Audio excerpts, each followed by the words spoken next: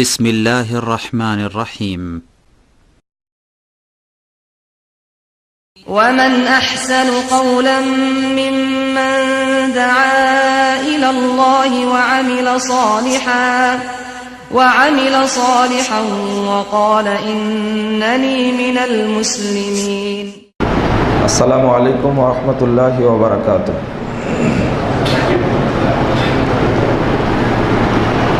إن الحمد لله نحمده ونستعينه من يهده الله فلا مضل له ومن يضلل فلا هادي له وأشهد أن لا إله إلا الله وحده لا شريك له وأشهد أن محمدا عبده ورسوله. أما بعد فأعوذ بالله من الشيطان الرجيم وما خلقت الجن والإنس إلا ليعبدون. وقال الله عز وجل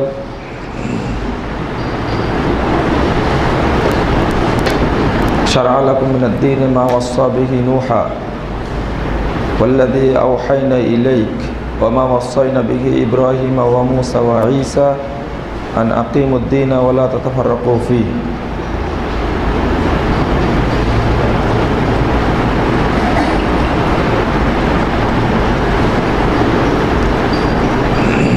عن أبي هريرة رضي الله عنه قال قال رسول الله صلى الله عليه وسلم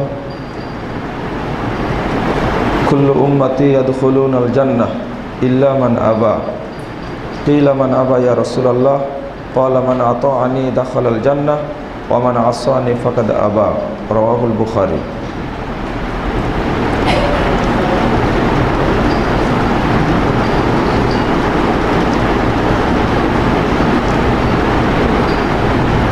সিলেট শহরের উপকণ্ঠে পশ্চিম বটেশ্বরে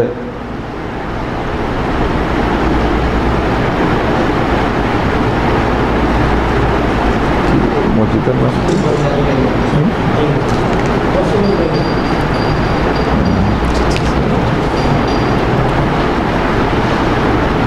সিলেট শহরের উপকণ্ঠে পশ্চিম বটেশ্বরে মসজিদ আল কাইয়ুমে অনুষ্ঠিত ওয়ে অফ সালাফ কর্তৃক অনুষ্ঠিত কনফারেন্সে উপস্থিত সম্মানিত উলামায়ে কেরাম, সুধীমণ্ডলী এবং অতিথিবৃন্দ, নির্ধারিত বিষয়ের উপরে আপনারা আলোচনা শুনছেন, পরিশ্রম করছেন, সময় দিচ্ছেন এই রমজান মাসে।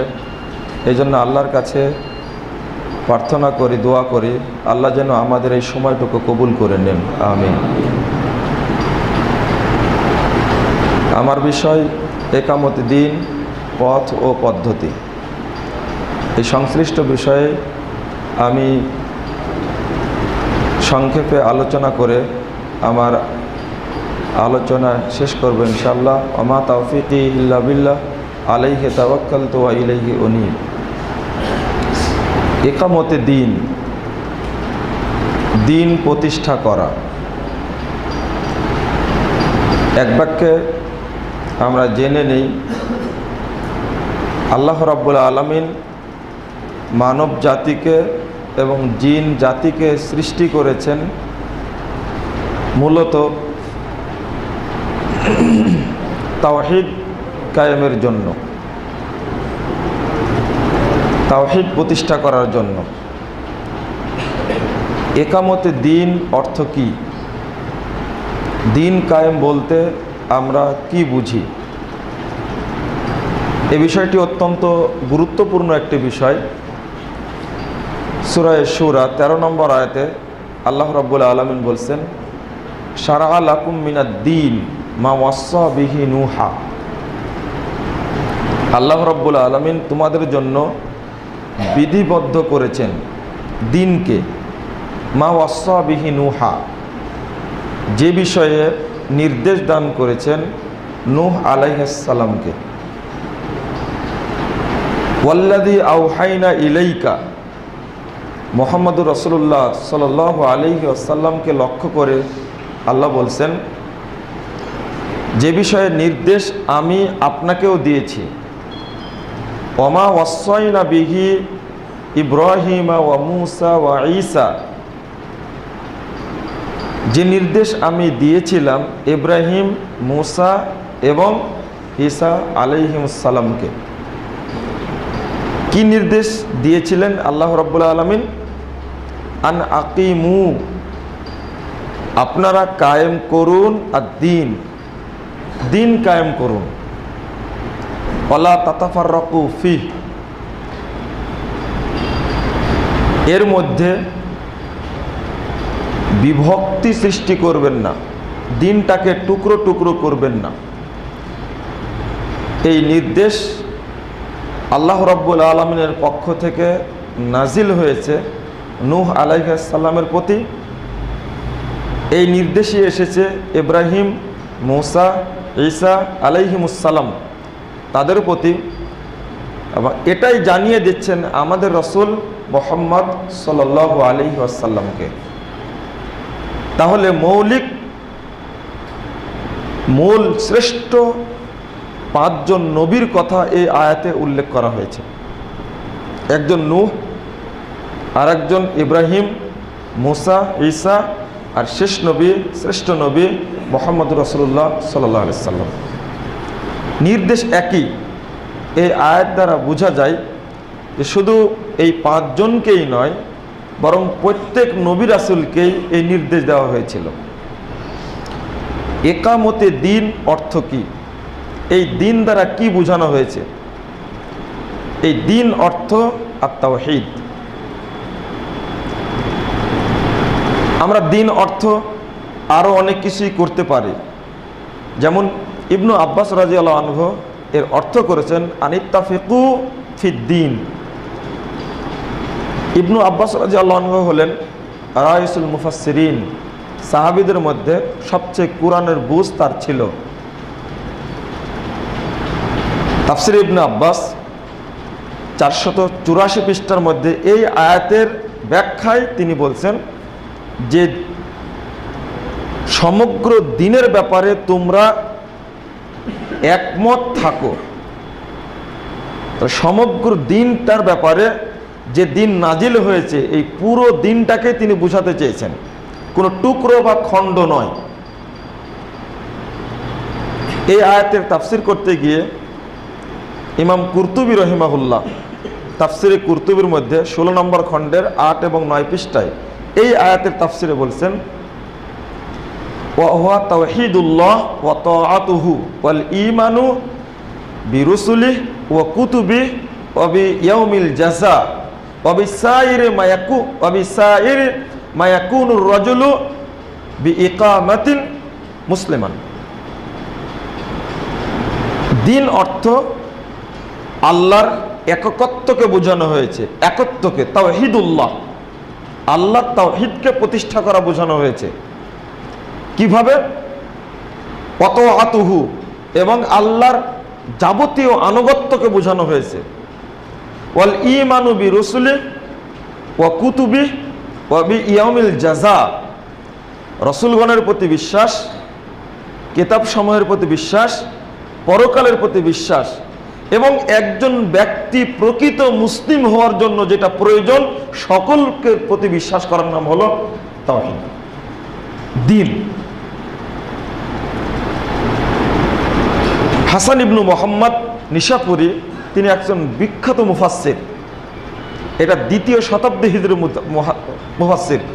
তিনি বলছেন, এই অংশটুকু আসছে তাফসিরে জারিরের টিকায় সুন্দর করে উল্লেখ করা হয়েছে 11 নম্বর খণ্ডের 128 পৃষ্ঠায়। তিনি বলছেন ইয়ানি ইকামাতা উসুলিহি মিনাত তাওহীদ, তাওহীদের যে উসুলগুলো আছে সেইগুলো প্রতিষ্ঠা করার নাম হলো দিন, দিন প্রতিষ্ঠা করা। শুধু এই মুফাসসিরগণ নন, বরং ইতিপূর্বে রাসূলুল্লাহ সাল্লাল্লাহু আলাইহি সাল্লামের যুগ থেকে নিয়ে এখন পর্যন্ত যে সমস্ত মুফাসসির তাফসির করতে গেছেন, এমনকি আধুনিক মুফাসসির একজন সৈয়দ কুতুব রহিমাহুল্লাহ তিনি পর্যন্ত এর অর্থ করতে চেয়েছেন শেষ পর্যায়ে ইকামাতুত তাওহীদ, তাফসিরে জালালাইন প্রসিদ্ধ একটি তাফসির, বাংলাদেশের প্রায় প্রতিষ্ঠানে পড়ানো হয়। এই আয়াতের অর্থ করতে গিয়ে বলছেন ওয়া তাওহীদ। তাহলে আন আকিমুদ্দিন, আপনারা দিন কায়েম করুন, এর অর্থ কি দাঁড়ালো? তাওহীদ কায়েম করুন। দিন অর্থ এই জায়গাতে ইসলামও বলা যাবে। যেমন আমরা বলি ইন্নাদ-দীনা ইনদাল্লাহিল ইসলাম, আল্লাহ বলছেন সূরা আল ইমরান 19 নম্বর আয়াত, আল্লাহর নিকটে মনোনীত দিন হলো ইসলাম।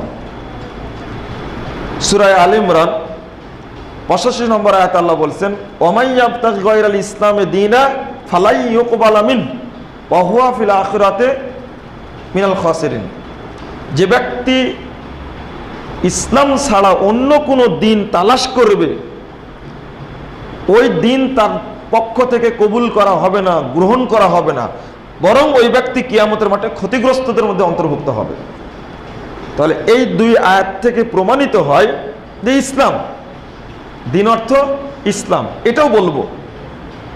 অনুরূপভাবে আর একটি আয়াত সূরা সফ 9 নম্বর আয়াতে আল্লাহ রাব্বুল আলামিন বিশ্ববাসীকে লক্ষ্য করে বলছেন হুয়াল্লাযী আরসালা রাসূলাহু বিল হুদা ওয়া দীনিল হক, যিনি আল্লাহ রাসূল মুহাম্মদ সাল্লাল্লাহু আলাইহি ওয়াসাল্লামকে পাঠিয়েছেন পৃথিবীতে বিল হুদা ওয়া দীনিল হক, হেদায়েত এবং সত্য দিন সহ। কেন? লিইউযহিরা আলাদ-দীনি কুল্লিহি, পৃথিবীতে যত দিন প্রচলিত আছে সমস্ত দিনের উপরে এই মুহাম্মদ সাল্লাল্লাহু আলাইহি ওয়াসাল্লামের উপরে প্রেরিত দিনকে বিজয় করার জন্য প্রেরণ করা হয়েছে মুহাম্মদ সাল্লাল্লাহু আলাইহি ওয়াসাল্লামকে। ওয়ালাউ কারিহাল মুশরিকুন, যদিও মুশরিকরা অপছন্দ করে। আমরা এক বাক্যে বুঝবো দিন অর্থ তাওহীদ, তাওহীদ কায়েম করা।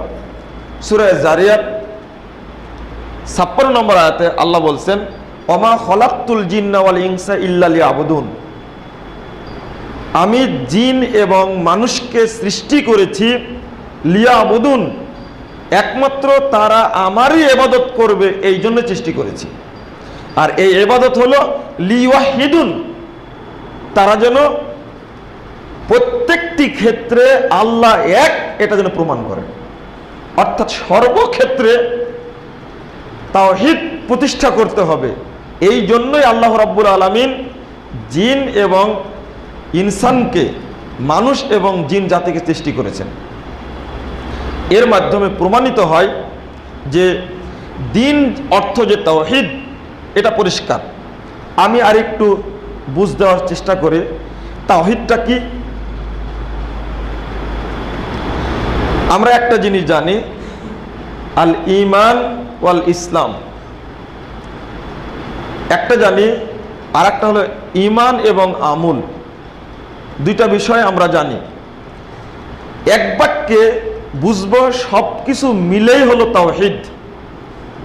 এই তাওহীদের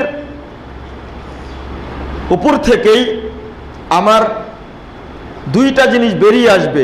এক নম্বরে আসবে আল আকীদা, অর্থাৎ আল ঈমান। এরপরে ঈমান থেকে, আকীদা থেকে প্রতিষ্ঠিত হবে, সেখান থেকে উৎপন্ন হবে, তার নাম হলো আমল বা আমাল। রাসূলুল্লাহ সাল্লাল্লাহু আলাইহি ওয়াসাল্লাম বলছেন, দেখুন ঈমানের রুকুন কয়টি? আমরা মনে করি কয়টি? জানি কয়টি? 6টি। ইসলামের রুকুন কয়টি? 5টি। সহিহ বুখারী হাদিস, যেটা হাদিসে জিবরিল বলা হয়, 50 নম্বর হাদিস। রাসূলুল্লাহ সাল্লাল্লাহু আলাইহি ওয়াসাল্লামকে জিজ্ঞেস করেছিলেন জিবরিল এসে, মাল ঈমান, ঈমানটা কি? তিনি জবাব দিলেন, আন তুমিনা বিল্লাহ ওয়া মালাইকাতিহি ওয়া কুতুবিহি ওয়া রাসূলিহি ওয়াল ইয়াউমিল আখির ওয়াল কদরি খায়রিহি ওয়া আন তুমিনা বিল কদরি খায়রিহি ওয়া শাররিহি। 6টি রুকুন ঈমানের। আর ইসলামের রুকুন কয়টি? 5টি। রাসূলুল্লাহ সাল্লাল্লাহু আলাইহি ওয়াসাল্লাম বলছেন, এটা সহিহ বুখারীর হাদিস 8 নম্বর, বুনিয়াল ইসলামু আলা খামস, শাহাদাতে আল্লাহ ইলাহা ইল্লাল্লাহ ওয়া আশহাদু আন্না মুহাম্মাদান আবদুহু ওয়া রাসূলুহু ওয়া ইকামিস সালাহ ওয়া ইতাইজ যাকাহ ওয়া সাওমি রমাদান ওয়া হজ্জুল বাইত। তাহলে ইসলামের রুকুন হলো 5টি। এখানে বিশ্বাসগত দিক নেই, একটা আছে যেটা শাহাদা, এরপরেও এটা কর্ম হয়ে গেছে। শাহাদাত যখনই বললাম তখন কর্ম হয়ে গেছে। একটা জিনিস সূক্ষ্মভাবে এখানে বুঝতে হবে, তাহলে তাওহীদটা বোঝানো আমার সহজ হবে। ইসলামের মূল ভিত্তির নাম কি? আকীদা বা বিশ্বাস। ইসলামের মূল ভিত্তির নাম আকীদা বা বিশ্বাস। এই আকীদা কার উপরে প্রতিষ্ঠিত আর ইসলামটা কার উপরে প্রতিষ্ঠিত?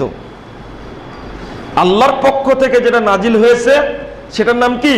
ইসলাম।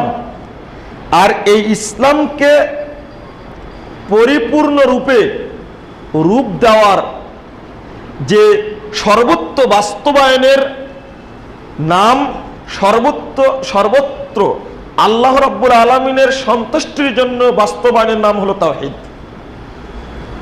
তাহলে বাস্তবায়নের দিকটা যদি আসি তখন তাওহীদ আর এর উপরে প্রতিষ্ঠিত মূলত দুইটা জিনিস। এক নম্বর হলো আকীদা, ঈমান। ঈমানের রুকুন কয়টা?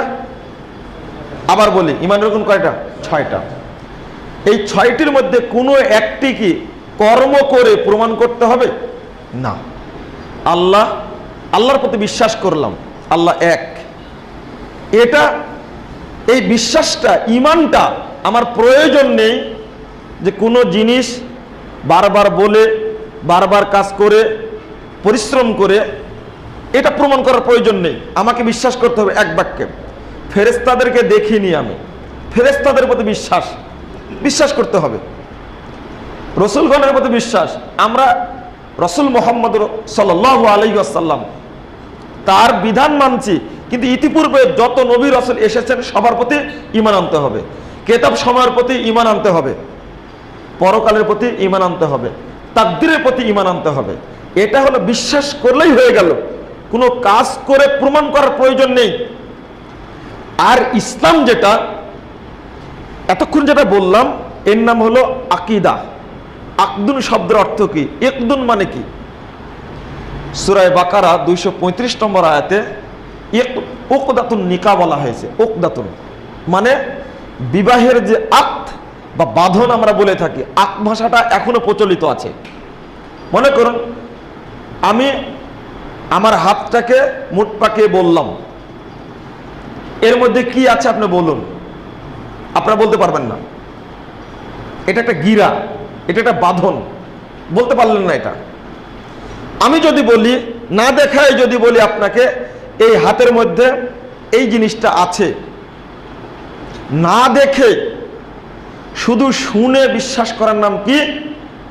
আকীদা। আল্লাহ রাব্বুল আলামিন সপ্তম আসমানের উপরে আরশের উপরে সমন্বিত, এটা কোরআন থেকে জানতে পেরেছি।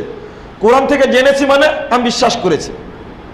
আমি কিন্তু প্রমাণ চাইলে দিতে পারবো না। আলিফ লাম মিম যালিকাল কিতাব হুদাল লিল মুত্তাকিন আল্লাযীনা ইউমিনুনা বিল গায়ব। প্রথম শর্ত গায়বে বিশ্বাস করা, অদৃশ্য বিশ্বাস করা। আমি বললাম এটা জিনিস আছে, আল্লাহ রাব্বুল আলামিন যেগুলো বলেছেন আকীদাগত দিক, ওটা শুনেই যদি সহিভাবে প্রমাণিত হয়, শুনেই বিশ্বাস করার নাম হলো আকীদা। এটা একটা সাইড গেল। এর নাম হলো উকদা, বাঁধন, গিরা। এর উপরে প্রতিষ্ঠিত হবে আমল। যদি কোনো ব্যক্তির আকীদা ঠিক না থাকে, ওই ব্যক্তি যতই আমল করুক না কেন, ওই আমল গ্রহণযোগ্য হবে না। আল্লাহ বলছেন সূরা মাইদা 5 নম্বর আয়াত, ওয়ামাই ইয়াকফুর বিল ঈমান ফাকাদ হাবিতা আমালুহু ওয়া হুয়া ফিল আখিরাতি মিনাল খাসিরিন। যে ব্যক্তি বিশ্বাসের সঙ্গে গাদ্দারি করে, কুফরি করে, ওই ব্যক্তির আমল সমূহ নষ্ট হয়ে যাবে। ওয়া হুয়া ফিল আখিরাতি মিনাল খাসিরিন, আর ও কিয়ামতের মাঠে ক্ষতিগ্রস্তদের অন্তর্ভুক্ত হবে। কথা এখানে পরিষ্কার। তাহলে ইমানটা পরিষ্কার করতে হবে। প্রসিদ্ধ হাদিস একটা সহিহ বুখারীর প্রথমে আসছে, আপনাদের জন্য সবারই মুখস্থ, ইন্নামাল আমাল বিন্নিয়াত, যাবতীয় আমল নিয়াতের উপরে নির্ভরশীল। তাওহীদ আগে মেনে নিতে হবে, মেনে নেওয়ার পরে ঈমানটাকে শক্তিশালী করতে হবে, এরপরে আমলের প্রসঙ্গটা আসবে। আমি একটু বুঝতেই, নিয়াত শব্দের অর্থ কি? মা মানান নিয়া। নিয়াত শব্দটি এখানে আসছে বহু বচন, কিন্তু মূলত অক্ষর হলো নুন ওয়াও ইয়া, নাওয়া। আর নাওয়া শব্দের অর্থ হলো বিচি। আপনারা বিচি বুঝেন? কাঁঠালের বিচি না আঠি বলেন আপনারা? বিচি বলেন। আমের বিচি বলেন না, আঠি বলেন। আর বীজ এক বাক্যে সবগুলোকেই বলেন। এই নাওয়া আরবি শব্দের অর্থ হলো বীজ, বিচি বা আঠি। আর এখান থেকে আসছে আর নিয়াত, মানে মনে মনে সংকল্পের বিষয়। প্রথমটা বোঝায়, আগে আমল বোঝাতে যাচ্ছি না, আগে বোঝাতে যাচ্ছি আকীদা, নিয়াতটা। কোন ব্যক্তি আজও বিশ্বে প্রমাণ নেই যে ও মনে করে না যে কাঁঠালের একটি বিচি পোতার পরে, লাগানোর পরে ও কখনো মনে করে না এখান থেকে একটি ফজলি আমের গাছ হবে। মনে করে জাম গাছ হবে, এটা কি চাই? না, কেউ চায় না। এটা একটা বাস্তবতা। অনুরূপভাবে কোনো ব্যক্তি আমের আঁঠি পুঁতে মনে করে না এখান থেকে একটা তাল গাছ হবে। মনে করে? কেউ মনে করে না। কিন্তু আমাদের অবস্থা যে উল্টা, বাস্তবতার উল্টা। অনুরূপভাবে শুধু আম না, আমের আঁঠি লাগিয়ে কাঁঠাল তো চাই না, বরং কোনো ব্যক্তি ফজলি আমের আঁঠি কলম লাগিয়ে কখনো ইচ্ছা পোষণ করে না যে এখান থেকে ল্যাংড়া আম হবে। আশা করে কেউ? আশা করে না। আমি অনেকগুলো জাত। অনুরূপভাবে ল্যাংড়া আমের আঁঠি লাগিয়ে কলম পুঁতে কখনো আশা করে না এই গাছ থেকে ফজলি আম হবে। আশা করে না কেউ। কিন্তু আমাদের বাস্তবতা উল্টা। আমি কোন নিয়াতে, কোন আকীদায়, কোন বিশ্বাসে ইবাদতটা করছি সেটা কি জানি? যদি নিয়াতে গড়পড় থাকে, ফজলি আম লাগিয়ে যেমন আশা করা যাবে না এখান থেকে কাঁঠাল হবে, যেমন আশা করা যাবে না, ঠিক অনুরূপভাবে নিয়াতে যদি সমস্যা থাকে, কোশ্চিনকালেও আমার ইবাদত গ্রহণযোগ্য হবে না। এটা পরিষ্কার, এটা আমি জানি। দ্বিতীয় বিশ্লেষণ হলো, এই বীজটা যে যেমন রোপণ করবে গাছ তেমন হবে। এই জন্য আপনারা ধান যখন চারা লাগাবেন তখন এই আপনারা বীজটাকে নিয়ে আসেন অফিস থেকে। যখন আলু যখন আপনি রোপণ করবেন, আলু যখন চাষ করবেন, তখন এই বীজটা নিয়ে আসার চেষ্টা করেন কোথা থেকে? অফিস থেকে নিয়ে আসে, এটা যেন ভালো আলু হয়। যেমন বীজ তেমন ফসল হবে, এটাই নিয়ম। আপনারা জানেন, জানাটাই বলছি। ঠিক নিয়াতটা ওই রকম, যেমন নিয়াত হবে আপনার ফসলও তেমন হবে, গাছটাও ওই রকম হবে। দুঃখজনক হলেও সত্য, বাংলাদেশের মানুষের নিয়াতটা, যারা অন্তত মুসল্লি, তাদের নিয়াত দুভাগে বিভক্ত। একটা হলো মসজিদে সালাত আদায় করবে, কিন্তু শাহপরানের মাজারেও যাবে। মসজিদে সালাত আদায় করবে, শাহজালাল মাজারেও যাবে। নিয়াতটা দুভাগে বিভক্ত হয়েছে এইভাবে। আমি শাহজালাল মাজারে যাই না, আমি তাওহীদ মানি, আমি একজন পাক্কা মুসল্লি, আমি সালাফিপন্থী একজন ব্যক্তি, আমি রাসূলের তরিকায় সালাত আদায় করি, আল্লাহ সম্পর্কে আকীদা আমার ভালো, রাসূল সাল্লাল্লাহু আলাইহি ওয়াসাল্লাম সম্পর্কে আকীদা আমার ভালো। তবে আমি একটা কাজ করি, রাসূলের তরিকায় সবকিছুই করি, আল্লাহকে, রাসূল সাল্লাল্লাহু আলাইহি ওয়াসাল্লামকে বিশ্বাস করি, সেইভাবেই আমার আকীদা ভালো। কিন্তু রাজনৈতিক জীবনে গিয়ে আমি আব্রাহাম লিঙ্কনকে অনুসরণ করি, না হলেও আমি পাশ্চাত্যের দর্শনের মুরিদ, তাকে অনুসরণ করি। তা না হলেও আমি দর্শন অনুসরণ করি মাও সেতুংয়ের, কেউ কার্ল মার্কসের। তাহলে আমার নিয়তটা দুভাগে বিভক্ত হয়ে গেছে। ইবাদতি জীবনে মুহাম্মদ সাল্লাল্লাহু আলাইহি সাল্লামকে মানি, কিন্তু বৈষয়িক জীবন পালন করতে গিয়ে আমি মানি অন্য ব্যক্তির দর্শনকে। নাউজুবিল্লাহ, বিভক্ত হয়ে গেছে। আপনি কি মনে করেন অজু করার পরে যদি বায়ু নিঃসরণ হয়, ওই অজু দ্বারা কোনো ইবাদত হবে না? অজু করলো, করার পরে পেশাব করলো, তারপরে কোনো সালাত হবে না। তাওহীদটা এমন একটা জিনিস, যখন তাওহীদের মধ্যে শিরক মিশ্রিত হয় তখন আর তাওহীদ থাকে না। এটা হচ্ছে মৌলিক একটা বিষয়। এই নিয়তটা পাকাপোক্ত করার পরে, আকীদা পাকাপোক্ত করার পরে আসবে প্রসঙ্গ আমল বা আমাল। ইন্নামাল আমাল বিন্নিয়াত, তারপরে আমল। এবার আমলের কথা বলতে গিয়ে আমি বলবো ইমানের স্তর 6টি বলেছি, রুকুন 6টি। ইসলামের রুকুন কয়টি? 5টি। ইসলামের রুকুনের আগে ইমানের রুকুন সকল ব্যক্তির উপরে ফরজ, তাই না? রিকশাওয়ালার উপরে যেমন ফরজ, ইমামের উপরে তেমনি ফরজ, রাষ্ট্রপতির উপরে তেমনি ফরজ, আলেমের উপরে ফরজ। এত গুরুত্বপূর্ণ ইমানটা, সকলের উপরেই ফরজ। শুধু পাগল যেন না হয়, বেহুশ যেন না হয়। যে ব্যক্তির হুঁশ আছে, জ্ঞান আছে, তার উপরে ফরজ ইমানের 6টি রুকুন।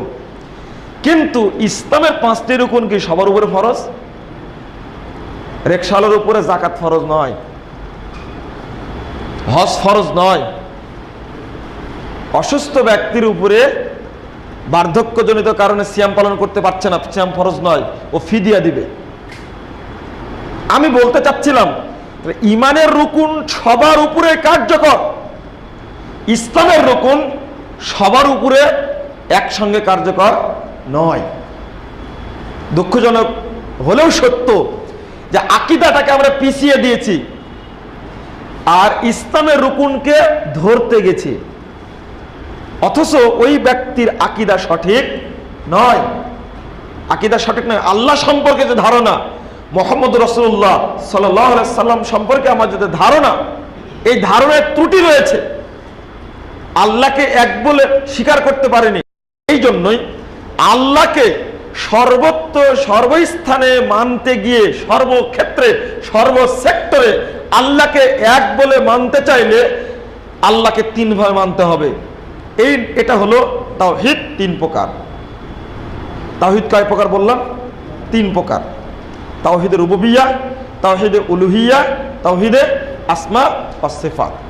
হয়তো এই আলোচনা আপনারা আগেও শুনেছেন, আমি এই আলোচনায় যাচ্ছি না।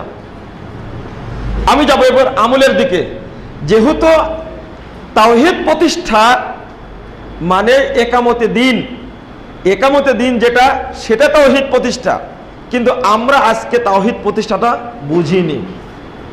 তাহলে প্রথমটা আসলো তাওহীদ, তারপরে আমরা একটা জিনিস পেলাম প্রকৃতার্থে, সেটা হলো আকীদা। আর আকীদার উপরে প্রতিষ্ঠিত হলো আমল। আমলের রুকুন কয়টি? ইসলামের রুকুন 5টি। আমি বলবো যদি কোনো ব্যক্তি দিনের অর্থ করে, একামতে দিনের অর্থ করে শুধু একটি বিষয়, যদি বলে যে দিন কায়েম অর্থ হলো হুকুমত কায়েম করা, যদি কেউ অর্থ করে, রাষ্ট্র কায়েম করা যদি কেউ অর্থ করে, যদি কেউ অর্থ করে একটা দিক না, শুধু ফজিলত বর্ণনা করা যদি কেউ অর্থ করে, যদি কেউ অর্থ করে না শুধু জিকির করা, যদি কেউ অর্থ করে না জিকির করাও না, বরং মানুষকে ভক্তি করা, একামতে দিন অর্থ ধৈর্য ধারণ করা, একামতে দিন অর্থ আসলে সচ্চরিত্রবান হওয়া। কেউ যদি মনে করে একামতে দিন অর্থ সত্য কথা বলা, কোনো অর্থটা কি ঠিক হবে না। আসলে তাওহীদটা পূর্ণাঙ্গ দিনটা তাওহীদ, মানার নাম হলো তাওহীদ। কিন্তু আজকে আমাদের দেশে এক শ্রেণীর মানুষ সিরফ ফজিলতকে বেছে নিয়েছে, এটাই হলো ইকামতের দিন। কেউ জিকিরকে বেছে নিয়েছে, এটাই হলো ইকামতের দিন। কেউ বেছে নিয়েছে মানুষ পূজা করা, খানকা পূজা করা, কবর পূজা করাই হলো ইকামতের দিন। সব পীরপন্থী হয়ে যাও, দেখো দিন কায়েম হয়ে যাবে। এক শ্রেণী মানুষ গ্রহণ করেছে মানুষ হত্যা করে রাষ্ট্রীয়ভাবে ইসলাম কায়েম করা, এটাই হলো ইকামতের দিন। কেউ গ্রহণ করেছে আব্রাহাম লিঙ্কনের পদ্ধতিতে, পাশ্চাত্যের পদ্ধতিতে ভোটের মাধ্যমে ইসলামকে রাষ্ট্রীয়ভাবে প্রতিষ্ঠা করার নাম হলো ইকামতের দিন। আমাদের অবস্থাটা আজকে ইকামতের দিন না বুঝার কারণে এমনটাই হয়েছে। ইকামতের দিন যে ব্যক্তি যে স্থানে থাকবে সর্বক্ষেত্রে ওই স্থান থেকে আবার যে স্থানে যাবে, ওই স্থানে যে দিন আছে, প্রত্যেকটি সেক্টরে প্রত্যেক ব্যক্তি স্ব স্থানে দিন বাস্তবায়ন করবে, এর নাম হলো ইকামতের দিন। যেমন আমি যখন লুঙ্গি পরব, 306 নম্বর হাদিস সহিহ মুসলিমের, আমি যখন লুঙ্গি পরব, লুঙ্গি পরার একটা সূত্র আছে, সারেই একটা নিয়ম আছে, আমি টাকনুর নিচে পড়তে পারবো না। লুঙ্গি পরার সময় এই বিধানটা মানলাম। জুতা যখন আমি আমার পায়ে পরতে যাচ্ছি, তখন দিন মানতে হবে, ডান পা আগে পড়তে হবে, তারপরে বাম পা। মসজিদে ওঠার সময় আমাকে আগে ডান পা দিয়ে উঠতে হবে, নামার সময় বাম পা আগে রেখে নামতে হবে। প্রত্যেকটা স্থানে আমি যখন গাড়িতে উঠব, তখন বাড়ি থেকে বের হব, তখনও দিন মানতে হবে। কিভাবে বের হব? বিসমিল্লাহি তাওয়াক্কালতু আলাল্লাহি ওয়ালা হাওলা ওয়ালা কুওয়াতা ইল্লা বিল্লাহ, সেখানেও মানতে হবে। গাড়িতে যখন উঠলাম তখন বলবো আল্লাহু আকবার, আল্লাহু আকবার, আল্লাহু আকবার, লা ইলাহা ইল্লাল্লাহ, লা ইলাহা ইল্লাল্লাহ, লা ইলাহা ইল্লাল্লাহ বলে আমি দোয়া পড়বো, সুবহানাল্লাযী সাখারানা হাযা ওয়া মা কুন্না লাহু মুকরিনিন ওয়া ইন্না ইলা রাব্বিনা লামুনকালিবুন। প্রত্যেকটি স্থানে আমি যখন ঘুমোতে যাচ্ছি তখন কি বলি? আল্লাহুম্মা বিসমিকা আমুতু ওয়া আহইয়া। ঘুম থেকে উঠে এরপরে কি শেষ হলো? না, শেষ হয়নি। ডান কাতে ঘুমাতে হবে, ডান হাতের উপরে আমার পার্শ্বটা রাখতে হবে, এটা একটা বিধান। এরপরে বলতে হবে আল্লাহুম্মা কিনি ইবাদাকা আযাবাকা ইয়াউমা তুবআসু ইবাদাকা। এই ডান হাতের উপরে আমার চলটা রেখে ডান কাতে শুয়ে এই দোয়াটা পড়তে হবে। এখানেও তাওহীদ মানা। এতে সালাত বাদ দিয়ে যদি আমি একজন ব্যবসায়ী হই, সেখানে গিয়েও ব্যবসায় নীতি মানা। ব্যবসায় নীতি কি? ব্যবসা আল্লাহ রাব্বুল আলামিন হালাল করেছেন, তাতে সন্দেহ নেই, কিন্তু মদের ব্যবসা করা চলবে না, মদ হারাম। বিড়ির ব্যবসা চলবে না, বিড়ি হারাম। গাঁজার ব্যবসা চলবে না, গাঁজা হারাম। হ্যাঁ, আর একটা হলো ধোঁকা দেওয়া যাবে না। ব্যবসা করছি, মানুষকে ধোঁকা দেওয়া যাবে না, এটাও শরীয়ত, এটাও তাওহীদ। ওমা খলাকতুল জিন্না ওয়াল ইনসা ইল্লা লিয়াবুদুন, সর্বক্ষেত্রে আল্লাহ রাব্বুল আলামিন যে এক, সেটা প্রমাণ করা। অনুরূপভাবে আমি ব্যবসা করতে গিয়ে সুদ খাবো না, সুদ হারাম, ওখানে আমি সুদকে বর্জন করলাম, আমি তাওহীদকে মেনে নিলাম। অনুরূপভাবে আমি একজন অফিসের বস, আমি অফিসের কর্মচারী, আমি অফিসের একজন কর্মকর্তা, আমি কখনো ওই সেক্টরে অফিসকে ফাঁকি দেব না, মালিককে ফাঁকি দেব না, চুরি করব না। আমি যখন একজন রাজনৈতিক বিদ্বান, রাজনৈতিক ব্যক্তি, তখন রাজনীতির ক্ষেত্রেও ওই রাজনীতি করতে হবে যেটা করেছেন মুহাম্মদ রাসূলুল্লাহ সাল্লাল্লাহু আলাইহি সাল্লাম। ওই পাশ্চাত্যের ধার করা রাজনীতি করা যাবে না। হ্যাঁ, আমি একজন অর্থনীতিবিদ, অর্থনৈতিক বিল পাশ করব, তখন আমার মাথায় থাকতে হবে যেন এটা শরীয়ত বিরোধী না হয়। আমি একজন কৃষক, আমি একজন কৃষক, কৃষি কাজ করতে গিয়ে জমি আমার, এই জমিতে আমি যা ইচ্ছা তাই চাষ করতে পারবো, আমার এখতিয়ার আছে, তবে হারাম জিনিসের আবাদ করা যাবে না। তামাক চিনেন তো আপনারা? তামাক জানেন? তামাক হারাম। তামাকের যদি ব্যবসা চলে আর নিজের জমিতে যদি ইচ্ছা, আমার ক্ষেত, আমার জমিন, আমি এখানে তামাক চাষ করতে পারি, এই এখতিয়ার আপনার নেই। ওখানে মূলনীতি মানতে হবে, কারণ তামাক যে হারাম, চাষ করা যাবে না। গাঁজা চাষ করা যাবে না, এটা হারাম। অনুরূপভাবে জমি আপনার, কিন্তু পার্শ্বের জমি থেকে এক আধাত আপনি আত্মসাৎ করতে পারবেন না। সেখানেও মানে জমি থেকে যে ফসল আসবে, সেই ফসলের আপনাকে ওসর বের করতে হবে। মানে যে সেক্টরে আপনি যাবেন, সেই সেক্টরে আল্লাহ রাব্বুল আলামিনের বিধান মানতে হবে। এটা হলো তাওহীদ। কিন্তু এবার আপনি চিন্তা করুন, যদি কোনো ব্যক্তি বলে শুধু জিকিরের ক্ষেত্রে মানব, ফাজাইলের ক্ষেত্রে মানব, শুধু রাষ্ট্রীয় ক্ষেত্রে মানব না। যেমন এই একামতে দিনের অর্থ করতে গিয়ে একজন রাজনৈতিক বিদ্বান আবুল আলা মওদুদি রহিমাহুল্লাহ, তিনি তার ব্যাখ্যা দিয়েছেন তার মতো, যে ব্যাখ্যাটা কেউ দেননি। ব্যাখ্যাটা কি?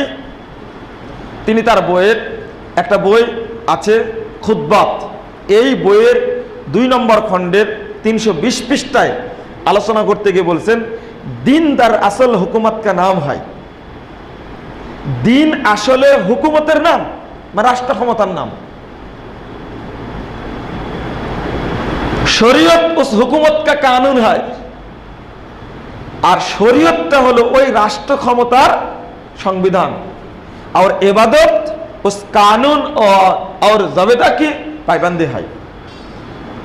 আর ইবাদতটা হলো ওই সংবিধানের আনুগত্য করার নাম হলো ইবাদত। আমি এইভাবে বুঝাই। তিনি বলতে চাইলেন, দিন আসলে হুকুমতের নাম, রাষ্ট্র ক্ষমতার নাম। তো যতদিন পর্যন্ত রাষ্ট্র ক্ষমতা না আসবে, ততদিন আসবে না। এইভাবে বোঝার চেষ্টা করুন। দিন তার আসল হুকুমত কে নাম হয়, যদি এই কথাটা আসে, তাহলে রাষ্ট্র ক্ষমতা অর্জনের পরে দিন। তারপরে বলছেন শরীয়ত উস হুকুমত কা কানুন হয়। শরীয়ত কোনটাকে বলবে? রাষ্ট্র ক্ষমতায় গিয়ে যে সংবিধান প্রণীত হবে, এই সংবিধানের নাম কি হবে? শরীয়ত।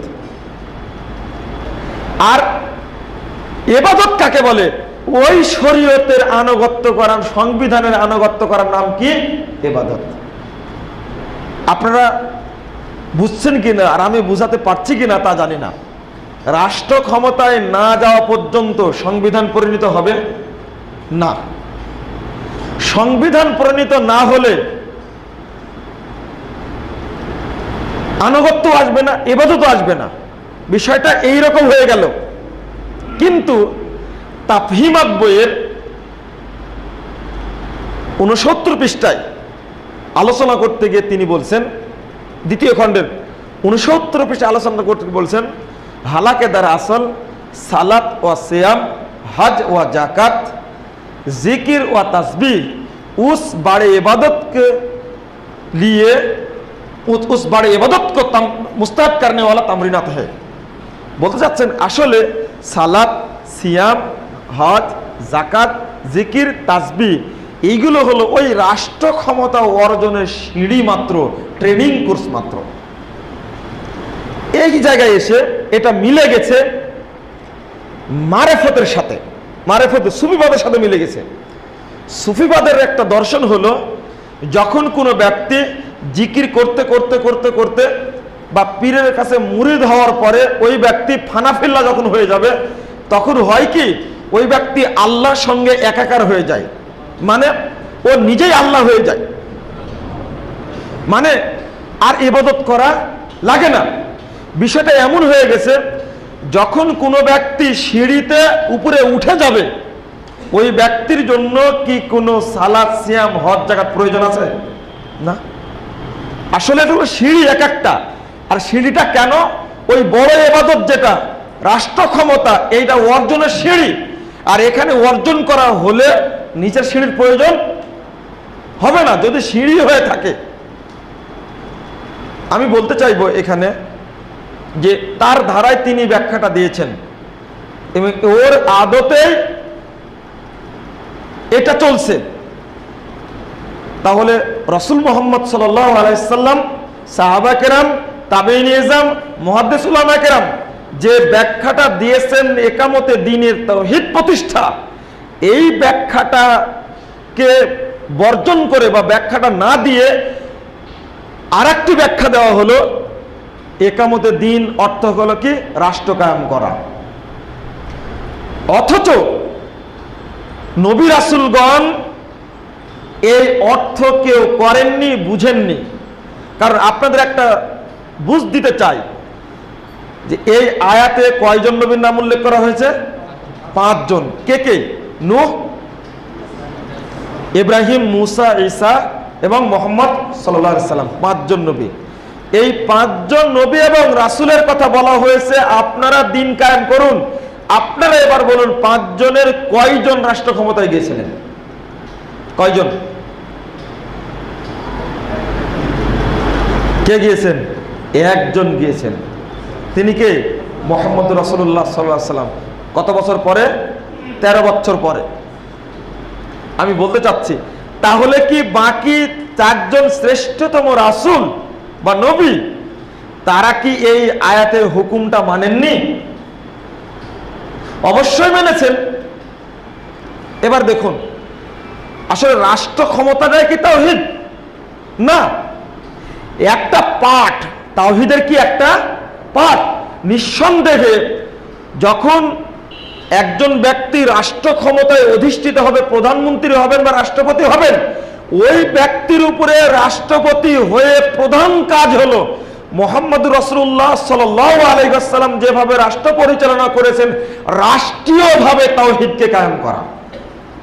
তার দায়িত্বটা তিনি সেই স্থানে গিয়ে করবেন। তাহলে তাওহীদ একটা পার্ট। সবচেয়ে বড় গুরুত্বপূর্ণ বিষয় আপনাদের বলতে চাই, সেটা হলো এই রাষ্ট্র কায়েমটা এটা কি ঈমানের রুকুনের একটি? না। এটা কি ইসলামের রুকুনের একটি? না। ইসলামের রুকুনের অন্তর্ভুক্ত নয়।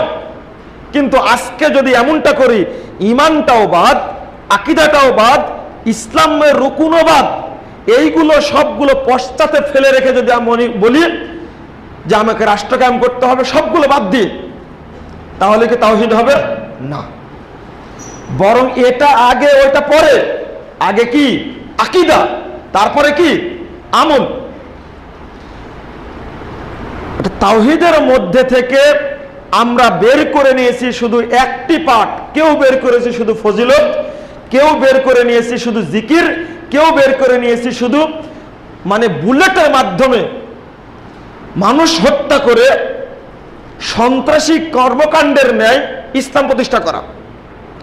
আর এক গ্রুপ, আর এক শ্রেণীর মানুষ গ্রহণ করেছে শুধু একটি পার্ট, সেটা হলো ভোটের মাধ্যমে, ব্যালটের মাধ্যমে জনগণকে এক পক্ষে নিয়ে এসে আমরা একবার ইসলাম কায়েম করব, একটা পার্ট। না, মুহাম্মদ রাসূলুল্লাহ সাল্লাল্লাহু আলাইহি সাল্লাম আগে আকীদায় বিপ্লব এনেছেন, তারপরে অন্য ক্ষেত্রে কাজ করেছেন। আকীদায় বিপ্লব না আনা পর্যন্ত কাজ হবে না।